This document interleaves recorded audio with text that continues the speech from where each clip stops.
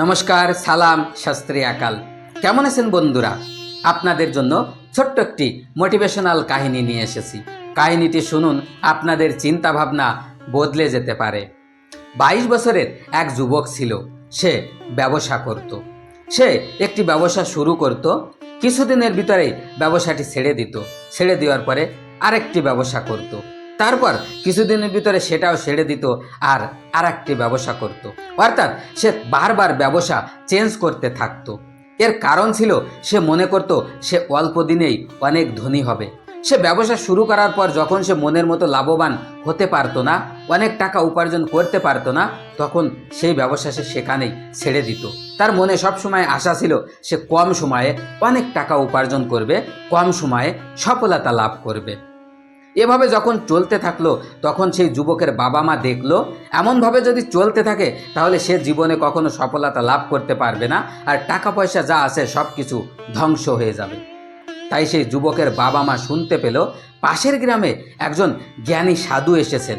তিনি অনেক জ্ঞানী আর মানুষকে সমস্যার সমাধানের কথা জানিয়ে থাকেন। তাই সেই যুবকের বাবা মা যুবকটিকে নিয়ে ওই সাধু বাবার কাছে পৌঁছালো। গিয়ে সাধু বাবাকে সব কিছু খুলে বলল। তখন সাধু বাবা বলল, আজ তো বিকাল হয়ে গেছে, তোমরা তোমাদের ছেলেকে কাল সকালে আমার কাছে পাঠিয়ে দেবে। তখন তারা বাড়িতে চলে আসলো, আর সেই যুবকের বাবা মা সকালবেলা সেই যুবককে সেই সাধু বাবার কাছে পাঠিয়ে দিল। সেই যুবক সাধু বাবার কাছে পৌঁছালো। পৌঁছানোর পর সাধু বাবা সেই যুবককে জিজ্ঞাসা করলো, তোমার কোন ফল খেতে সব থেকে ভালো লাগে? তখন সেই যুবক বলল, আমার আম খেতে ভালো লাগে। তখন সেই সাধু বাবা বলল, ঠিক আছে, চলো ওখানে একটি আমের চারা রয়েছে, চলো এই আমের চারাটি আমরা বাগানে রোপণ করি। তখন তারা দুইজনে মিলে সেই আমের চারাটি সেই সাধুর আশ্রমের পাশে যে বাগান ছিল সেই বাগানে রোপণ করে দিল। তারপর সাধু তার আশ্রমে চলে আসলো, তার আসন গ্রহণ করলো। 2 ঘন্টা পরে ওই সাধু সেই যুবককে বলল, গিয়ে দেখো তো আমরা যে আম গাছটি রোপণ করেছি তাতে আম ধরেছে কিনা। যুবকটি দৌড়ে গেল আর দেখে ফিরে আসলো আর বলল, না না, আম গাছে কোনো আম ধরেনি। আবার একটু পরে সেই সাধু বাবা আবার সেই যুবককে বলল, আবার গিয়ে দেখো তো আম গাছে কোনো আম ধরেছে কিনা। তখন সেই যুবক আবার দৌড়ে গেল আর গিয়ে দেখে ফিরে আসলো আর বলল, না না, আম গাছটি যেমন ছিল তেমনই রয়েছে, তাতে এখনো ফল ধরেনি। তারপর যখন দুপুর গড়িয়ে সন্ধ্যা হলো, তখন সেই সাধু আবার সেই যুবককে বলল, আবার যাও আর গিয়ে দেখো তো ওই আম গাছে কোনো আম ধরেছে কিনা। তখন সেই যুবক যেন একটু রেগে গেল। সে মনে মনে ভাবছিল, সাধু আমাকে কি বোঝাতে চাইছে। তখন সে দৌড়ে গেল আম গাছের কাছে, গিয়ে দেখতে পেল আম গাছে কোনো আম ধরেনি। তখন সে ফিরে আসলো আর সাধু বাবাকে বলল যে, সাধু বাবা, আপনি কি বোঝাতে চাইছেন? সকালে লাগানো আম গাছে কিভাবে বিকালবেলা সন্ধ্যাবেলা আম ধরতে পারে? আমরা তো সকালবেলাই গাছটিকে লাগিয়ে রেখেছি আর এখন সন্ধ্যা হয়েছে, একদিনের ভেতরে আম গাছটির আম কিভাবে ধরতে পারে?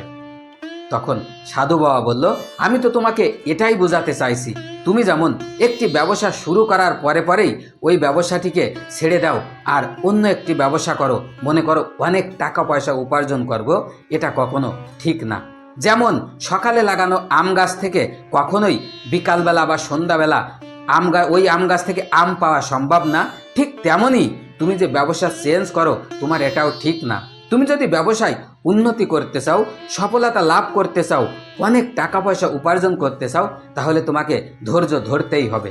ধৈর্য ধরে যে কোনো একটি ব্যবসাকে করতে হবে, লম্বা সময় পর্যন্ত করতে হবে, তবেই তুমি সফলতা লাভ করতে পারবে, অনেক টাকা পয়সা উপার্জন করতে পারবে। আর তার জন্য তোমাকে অবশ্যই ধৈর্য ধরতে হবে। ধৈর্য না ধরলে তুমি ব্যবসায় সফলতা পাবে না। এই কথা শুনে সেই যুবক বুঝতে পারলো তাকে কি করতে হবে।